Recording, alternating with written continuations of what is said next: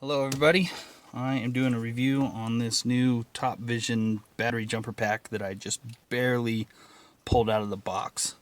My car battery is pretty much dead. I'll try and start it. Yeah, it's like dead as a doornail. Nothing. Anyways, I mean, as you could see, it was like right on the end. Just out of the box. It's got 75% juice, or sorry, excuse me, 79%. I actually already hooked up the leads that came with it onto my nice corroded battery.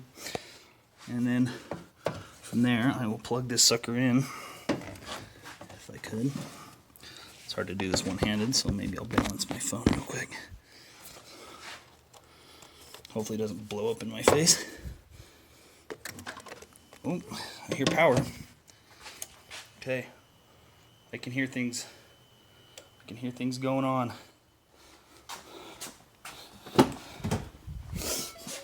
Oh, well, stuff showed up.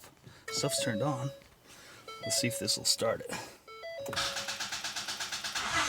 Ooh, that was from completely dead.